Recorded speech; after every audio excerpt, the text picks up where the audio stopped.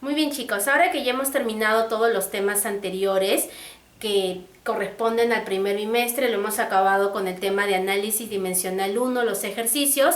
La clase anterior hicimos la parte de teoría, ahora sí nos corresponde nuestro repaso. Recordaremos todos los temas que hemos venido tocando desde el tema número 1, que vendría a ser la introducción, donde aquí básicamente más lo que hacíamos era sumergirnos en este bonito mundo de la física y también hablábamos un poquito de su historia.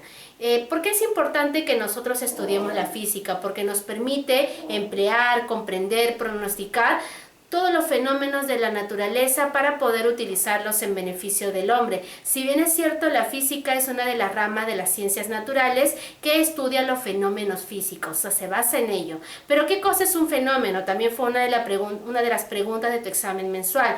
Un fenómeno es todo aquel cambio que ocurre en el universo. Entonces, todo lo que va cambiando se denomina fenómeno. Tenemos diversos tipos de fenómeno. Tenemos el fenómeno físico, que es a lo que se ocupa la física, el fenómeno químico, político, social, pero en este momento, en la parte de introducción, vamos a enfocarnos en dos fenómenos, el fenómeno físico y el fenómeno químico, pero ya en los siguientes temas vamos a enfocarnos solo en el fenómeno físico, porque de eso es lo que se encarga de estudiar la física.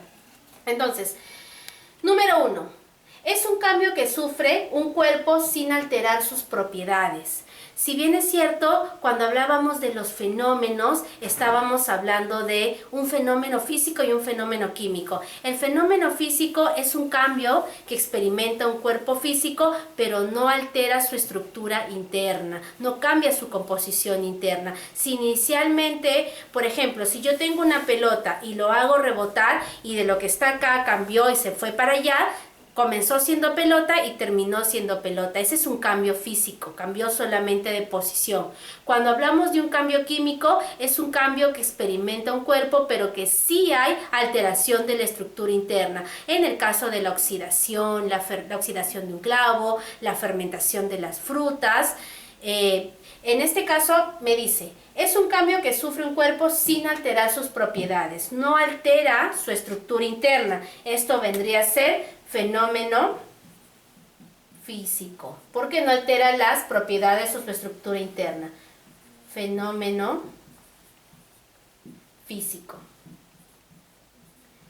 Es muy importante, de repente el día de tu examen también te puedo preguntar qué es un fenómeno químico, así que tienes que repasar la parte teórica.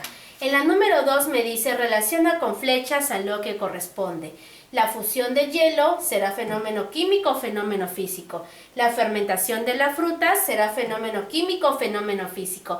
La fusión de hielo es un cambio de estado de la materia. En este caso, si nosotros tenemos un vaso y colocamos un hielo, al pasar un determinado tiempo, este hielo va a convertirse en líquido. Entonces, si bien es cierto, el hielo inicialmente fue agua en estado sólido, pero ahora por el proceso de fusión se convirtió en líquido. Entonces, este es el proceso de fusión, pero al convertirse en líquido siguió siendo agua. Comenzó siendo agua y al terminar siguió siendo agua. No hubo cambio o alteración en las propiedades ni en su estructura interna. Por lo tanto, si no hay alteración en la estructura interna, esto es un fenómeno físico. Este es un fenómeno físico.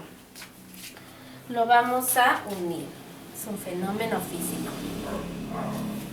Por lo tanto, ¿no? La fermentación, como te había hablado, era un fenómeno físico. La fermentación de las frutas hace cambiar, inicialmente es una sustancia y al terminar en el proceso de fermentación, que es un proceso catabólico, pasa a ser otra sustancia, ya no es lo mismo. Por lo tanto, si se altera las propiedades, si hay alteración en la estructura interna de las frutas, se convierte en un fenómeno químico. Entonces, de eso básicamente va a tratar ciertas preguntas de las cuales te voy a hablar en el tema de introducción.